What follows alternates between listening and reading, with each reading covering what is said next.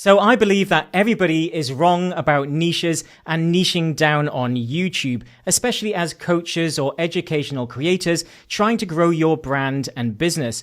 And this is a hot topic and a trap that many of us fall into. And some people get really passionate about it, with some people saying that you should definitely niche down, and I'm one of those people. And then other people saying, no, this is false, you shouldn't niche down. And YouTube experts and ex-employees have said that you should be going more broad with your content and you're doing YouTube wrong. But then if you look at interviews with other YouTube experts and ex-employees and so on, they actually say the opposite and say that you need to niche down because YouTube is getting more interest driven and you have to remain relevant. So it's a hot topic that we all get stuck on. So I want to break down in this video whether you should or should not, and the best practices for you and your business and your channel, depending on your particular goals. So let's get into it.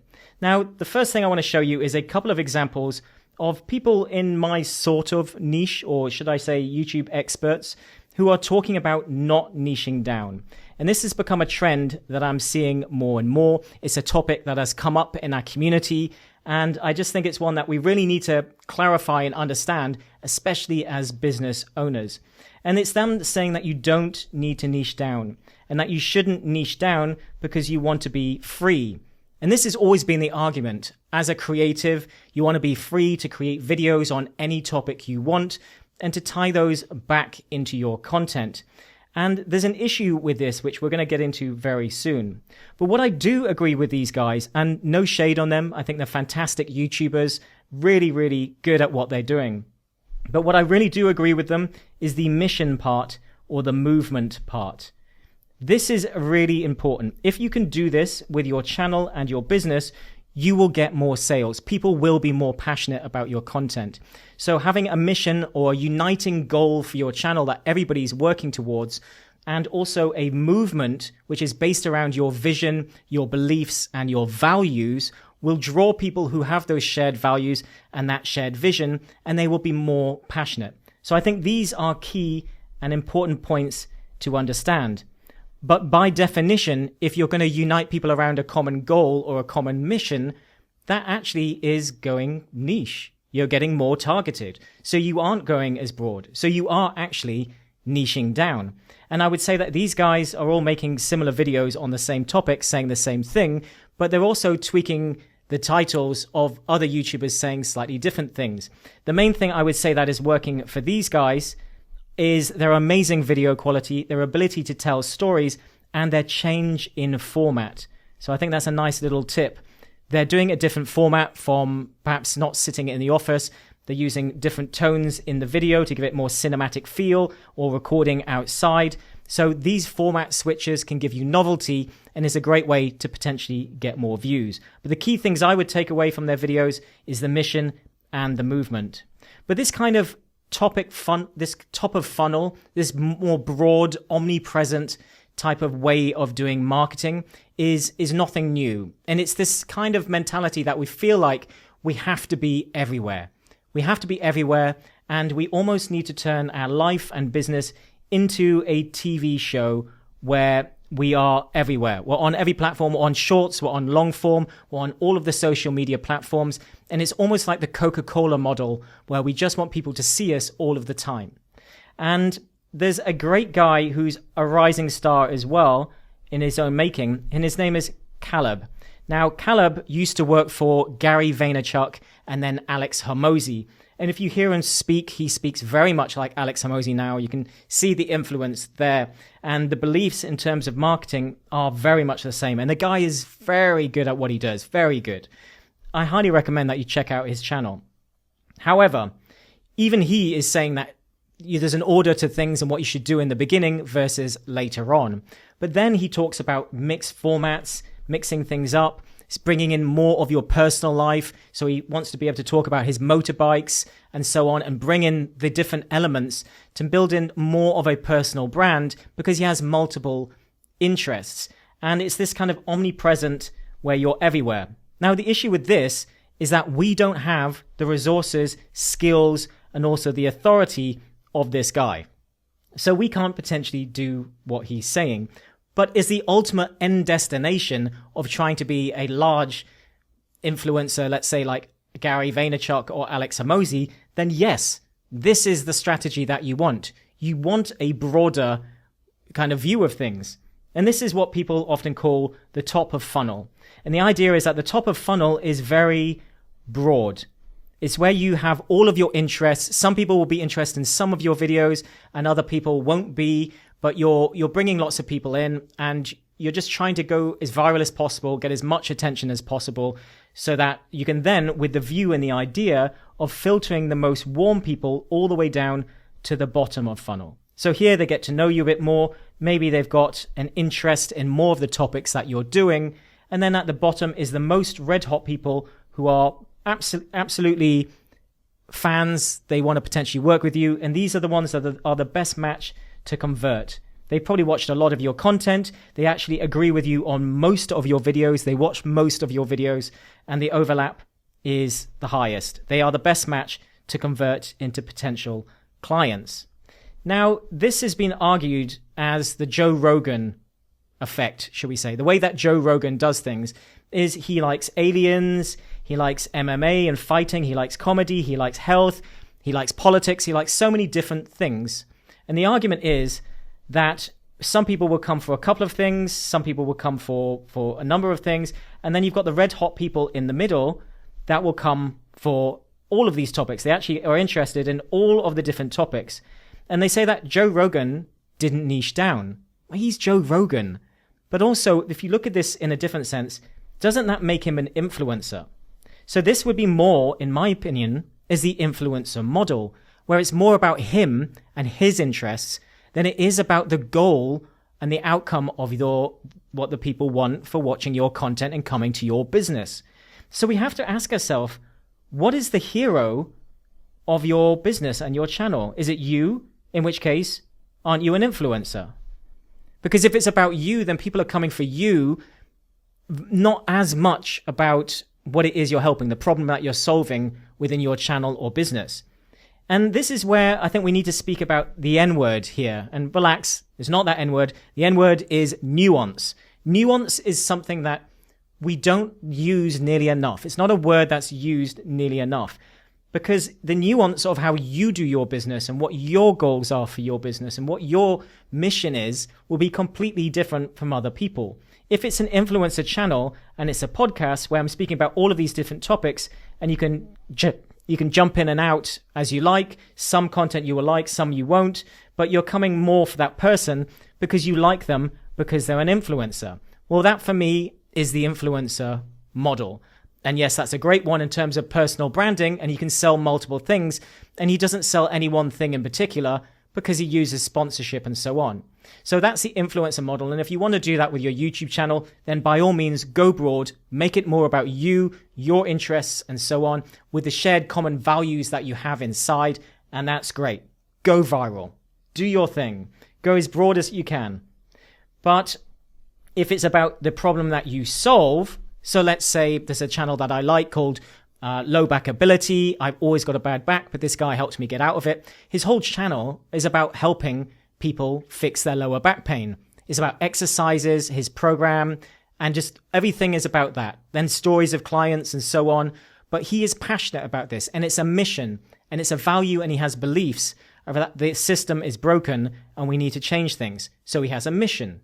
But the channel is hyper niche. And it's about the problem that you solve, in which case going niche is better. So if you're going with the omnipresent, trying to post on every platform and trying to talk about too many different topics, then this is a bit like what your business is going to look like. You've got your goal here, and you've got you've got the straightest line, which is the one here, which is going to be the bottom of funnel, which is the most direct people straight in. And then you've got all of the other routes, the other platforms, the other interests, and all of the different things that perhaps aren't related to the goal, that take longer to get to the end destination. But you're having to do a lot more content, you're going to have to do a lot more work and so on. Whereas if you just did the the bottom of funnel, you could just go direct. It's direct to the bottom of funnel. So, and then you've got the omnipresent one, which is similar to this one here, but it's obviously with all the different platforms pushing towards your goal. And the issue with this is that you dilute your presence again by going all in on too many different platforms. So if you go 10% on all of the platforms, then you're only really going 10% in. You're not going 100% in. So you're better off actually just focusing on one. I believe YouTube is the one, but it could be for you, let's say Instagram, and then you go all in on that towards your goal. And we go with the most direct route being the easiest. So doing more, be it more talking about more different types of content, going broader in your content, going onto more platforms, doesn't mean better. And this is something that I think we need to look at and understand about the nuance of what your goals for your particular business are. Because I've had many channels in my time, even the channel that I'm on now. I have videos, I've removed a lot, they're all private, but I have many videos, and there's even still a few on here now that have hundreds of thousands of views, many of them. And I can tell you that they brought in some money. They did make some sales, 100%. But videos with less than 5,000 have brought in many, many, many, many sales, many more than the videos getting hundreds of thousands of views. So therefore, views and going viral and going broader do not mean more sales. Not necessarily. The argument is always that more is more. And it's not necessarily true. Because more means broader. It means that you're going to become less relevant to your audience, which we know is important on YouTube. And if you stop being relevant, people won't watch all of your videos, which means you're less likely to make sales. So the argument would be, if your goal was just to make some sales or conversions or to sell a number of high ticket sales each month, you would be better off just going for the bottom of funnel. And yes, when you get bigger and you can hire staff and you can have people to be omnipresent, so you can put 100% into all of the platforms and scale, then you can do this. Then you can go for the low hanging fruit and start to go for the mid funnel and the top of funnel, and even do the Coca-Cola method, where you're just going broad and staying top of mind and being known as the go-to person. So when they do think about, say in my case, starting a community with YouTube, they go, oh, Gareth's the guy I need to speak to. So great. Yes, I would love to be everywhere, so they know that at that given moment. But for the most part, I'm a one-man show. So going for the low-hanging fruit is much easier. And for coaches, educators, solopreneurs who have less time and less resources, it doesn't make any sense for your goals to try to go viral and go broader with your types of content, because you might as well speak to your people. Even if you're getting a few hundred views per video, if the video is speaking directly to those people and it resonates with those people, then the value of those views is much, much more. So if your goals are smaller and you say you want to make $5,000 per month with 5 sales, you don't need that many views. You don't need that many views. I get hardly any views. I get about 15,000 to 20,000 monthly views right now. And it's a great full-time business. I'm not even pushing it that hard. If I push things any harder, I could be making a lot more money, and I will be in January. But the point of what I'm saying is, more is not better. Going broader is not better. And I'm yet to see going broader actually bring in more conversions. So if your goal is conversions and making money, then go direct. Go straight to the bottom of funnel. Now, with that said, it's worth noting a few points to this. YouTube is a popularity contest still. Coaching is a popularity contest. People will choose you over other people, mainly because they resonate with you. Some people just will not resonate with you at all. For example, I have female friends who don't like Alex Hormozi at all. And yet for me, because I like more driven type of entrepreneurial mentality, he really resonates with me. So you won't be for everyone. You'll be speaking to your people more, but it is a popularity contest. So you do need to share a little bit about yourself, a little bit of stories. You want to be connecting with people a bit. So we want to drive connection. We want to be authentic, and we want to build trust. So this is where I think YouTube and communities working together are probably the best way of doing things, because you're going to be able to build a lot more trust inside a community and to nurture potential sales. But with authentic content on YouTube and just chatting to the camera and just speaking to people like you're speaking to a friend and sharing your information, sharing your knowledge, sharing that you're an authority and you understand this, and actually geeking out a bit will allow you to drive connection with the right people. So we want to be authentic. We do want to share some stories. We want to build trust. We want to share our knowledge. And then ideally, I recommend having a community to filter people off and drive that trust even more so that you can win the popularity contest and some people will naturally want to work with you. But then I think a skill that we all really want to be trying to develop in 2026 and beyond is storytelling. Storytelling will be how we can connect with people more in our videos without higher production. Higher production doesn't always bring better results.